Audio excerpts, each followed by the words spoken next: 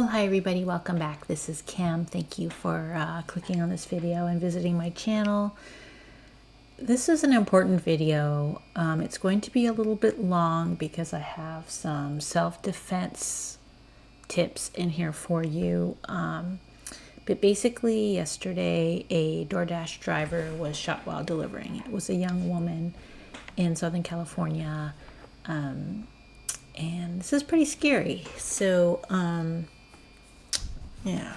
And I mean, I know this happens all across the nation, and this one has been all over the news today in my area, so I thought I'd do a video about it.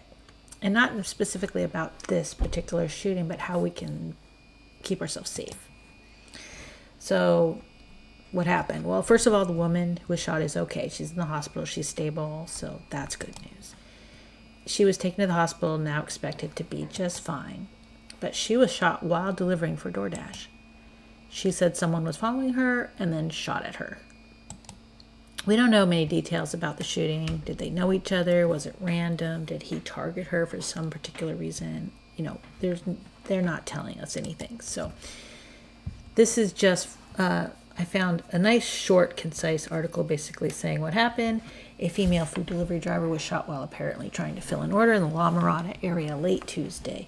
Buena Park police initially received a call of a gunshot wound victim near the intersection of Ornthorpe and Knott Avenue around 11:40 p.m. So this was late at night. Arriving officers found that the victim had driven to the location after being shot somewhere in the La Mirada area. Investigators later determined the victim was working on a food delivery when she noticed she was being followed by someone in another vehicle. Blah, blah, blah, blah. A person in the other vehicle then pulled out a gun and opened fire. As she tried to get away, the gunman fired again, this time striking the driver. The victim was transported to UCI Medical Center in unknown condition after driving to the Buena Park location and calling 911. She was later listed in stable condition at the hospital. The victim normally works for DoorDash and was out filling a delivery order Tuesday night, said her mother. Her daughter was scared and called her right after the shooting. She just wanted to come home. She was trying to get home, the mother said. She went to pick up an order and she was shot. They shot her. Authorities said the shooting is possibly related to another incident that occurred Tuesday near the intersection of Colima and Telegraph Roads in the city of Whittier. In that incident, a driver who was also followed by a vehicle and shot at but was not struck. The suspect vehicle was described as a silver sedan in both incidents, and that's the only connection at this point. So that was basically the whole article. Well, how can this happen? Well, it can happen to anyone at any time. Even though this was not a dangerous neighborhood, who knows where the guy came from that was following her. Could have been a road rage thing or a mistaken identity, or the guy just randomly chose to follow her and shoot her. Unfortunately, none of us are 100% safe all the time. I want to please ask you to subscribe to my channel. That would be great. Yeah. For those of you that are already subscribers, thank you so much. I appreciate you. Anyways, this brings up the question, are female delivery drivers at high risk?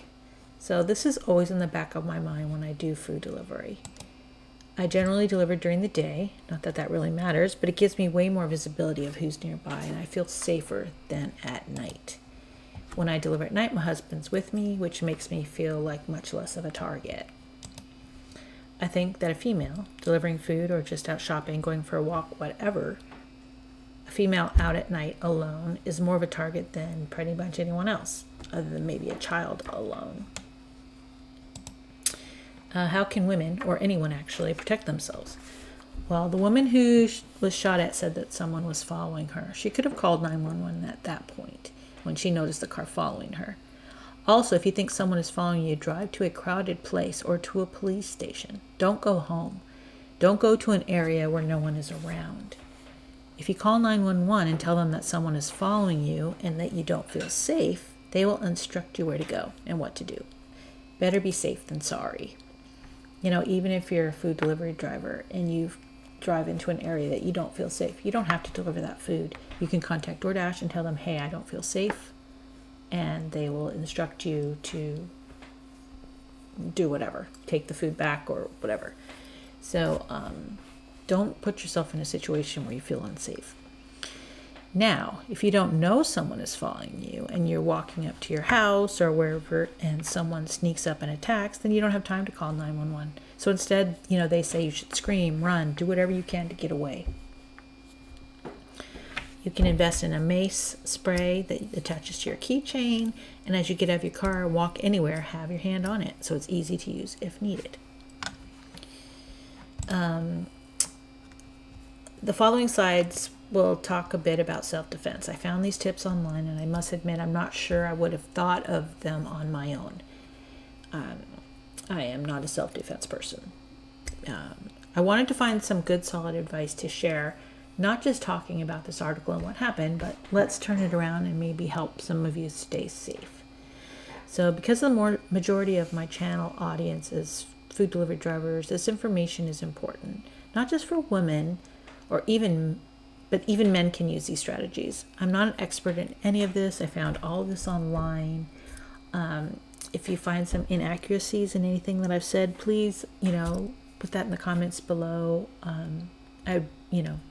If this is your area of expertise and you have some additional information to share, please share it. That would be fantastic. Okay, so I'm going to try to do this quick, but anyway, so first one everyone said was trust your instincts. If you have a bad feeling about something, trust that feeling and don't worry about being paranoid or overreacting. If you have a gut feeling that something isn't right, change your directions, change your goal. Don't move forward with it if you feel like it's unsafe. If it doesn't feel right, it probably isn't. Don't ignore that little voice. Listen, it's there for a reason. Intuition is there to protect you. Don't be a target. In a sketchy situation and you know it, then leave. Don't stay there. If someone gives you a creepy feeling, remove yourself from that situation. Just leave. If you're in a situation that makes your hair stand up and you have that gut feeling, don't stay in that situation. You have to trust your intuition. An example given was that if you're waiting for an elevator and the elevator door opens and the guy standing there makes you feel uneasy, just start looking at your phone or whatever and just don't get in. You don't have to make it about him. That's not why you're not getting in. Just don't get in. Just wait for the next elevator. Trust your gut feeling. Or turn around and walk away. If you feel like he's, there's so many options you can do. Don't get in that elevator if it makes you uneasy. And also, don't bring attention to yourself if you're in an area that's not safe. Don't swing your purse around. Don't look vulnerable. Don't be someone that's going to be an easy target. Body language matters. What message is your body language sending to people around you? Attackers are looking for an easy mark. Don't look frightened, even if you are. Walk with confidence. Act like you belong there. Pay attention to your surroundings. Walk with your head up and shoulders back, hands ready to reach for your mace or whatever. If you have, your keys in your hand. When I was in high school, I remember, I think my dad told me, put my key in my hand with the key sticking out through my fingers so that you could stab somebody with it if you needed to. Which is crazy. I never did that, but that's good advice. They say attackers look for women buried in their phones or carrying a bunch of packages, distracted by their children or whatever. So, keep that in mind. Walk confidently, alert, and ready. Verbal interactions. Sometimes all you need is a good verbal communication to diffuse a situation. Stand tall, speak confidently and assertively. Don't freak out and cry and make yourself an easy target for them. I was reading something today that someone said that it used to be that they would say, oh, cry, he'll feel sorry for you or that sort of thing. But they don't say that anymore. They said, a lot of these people, they want the power. They want to show that they're intimidating you. So you're feeding into that. So don't do that. Don't do that. Instead, be a strong person. Not all attackers are men, and I'm just using him as an example here. Just there's women out there that will attack people too. So I'm not trying to focus on men being the attacker here. This was just to make this easier to relay my message. Okay. The next thing they suggested was use the element of surprise. You're in a bad situation. Maybe you've tried to communicate with the attacker and he's not backing down. Once you sense that his guard down even a little, like let's say, he looks away for a second, kick him with your knee into his privates, or whatever movement you can quickly do that will surprise him and hurt him enough and shock him enough that will give you a second to run away. If you're grabbed from behind, you need to act really quick. Put up a fight. Don't make it easy for him. The most vulnerable spots of the body are the eyes, throat, nose, solar plexus, knees, and groin. So aim for one of those areas. Over and over, so many sites said to headbutt the attacker's nose with your forehead.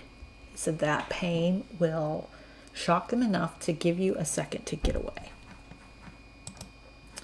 If the attacker has a hold of your wrist, they say rotate your wrist towards your thumb and pull strongly. I was doing it to myself, and sure enough, it works. So if someone put your left hand on your right wrist, and now with your right hand, rotate towards your right wrist, and it makes it hard for them to hold your wrist. I don't know. I never knew that before, and I thought, that's a pretty good tip. So, okay, they've knocked you down. You're on the ground. You still don't quit. Kick, punch, use your knees, aim for the groin. Don't let him hold you down. Fight, bite, pull hair, punch, whatever you can do to get him off you. You need to fight and keep fighting as long as you can. It might be what saves your life. Here's some moves you can try. Headbutt his nose with your forehead, like I said. If you're shorter than him, squat a little bit and use your legs to spring up and hit his chin with your forehead. This just may give you enough time to get away. When my son was little, oh my God, I would want to pick him up or something, and he would always jump up, and he'd hit my chin so many times with his head. It hurts really bad. It will stun. So that I can vouch that this would work. If he has a hold of your wrist, rotate your wrist towards your thumb and pull strongly. If you can get one of his hands, use both of your hands. Grab his pointer and middle finger with one hand and his ring finger and the pinky with the other hand and pull them in opposite directions. You'll break his hand. So that's another good tip. But obviously the best thing to do is to avoid being attacked in the first place. Walk confidently, athletically. This gives the attacker the impression that you are tough and won't be an easy target. If someone is approaching you, simply saying good morning or hello sometimes can avoid a confrontation. It throws them off guard, and if they're thinking, oh, wow, they're kind of checking you out to see if you're going to be an easy target. Just by looking at their face and acknowledging them and just saying hi, it might be enough to have them move on to someone else. Don't zone out, stay alert, especially when you're in an unfamiliar area or an unsafe area or an area where you could potentially be put in a bad situation. Trust your gut feelings. Intuition is there to protect you. Use it. I just wanted to close, going back to this Doordash driver shooting. We don't know the situation or the whole story. We don't know if any of these self-defense strategies could have helped her. If he saw her pick up at a restaurant and knew that if he followed her, she would be distracted with the delivery and not notice him, what could we as delivery drivers do in this situation? I don't know. Maybe this needs to be something that's addressed. Maybe Doordash and Grubhub and Uber Eats should come up with a training program to help keep us safe, to help us learn some strategies on, that situation. Maybe she cut him off while driving. It could have been a road rage thing. We don't know what set this man off. I'm glad she will be okay. No one ever deserves to be attacked. I just hope that she comes out of this okay and is not emotionally, a wreck. I don't know how she could not be a wreck. This poor girl. Anyways, I hope they catch the guy, and I hope he pays for what he did, because I think it's terrible. Anyways, Doordash is implementing a new program called Safe Dash. I just did a video on that, so make sure you check that out. I'll put a little link to it up here so you can go check it out. But I think that's a step in the right direction. That's a add-on to the DoorDash app, which will allow you to get 911 if you need them quickly, or ADT, which is a security company. They will help you also, and it's right in the app. It has not been rolled out to all areas yet, but it will be. Anyways, thank you so much for listening. I hope this helps somebody. I hope it makes you feel safer. Please give the video a thumbs up if you found it useful. Like I said, if you have any more information along these lines, please put it down in the comments below. Other people can read it, and let's help keep each other safe. Thanks again for watching, and I'll see you next time.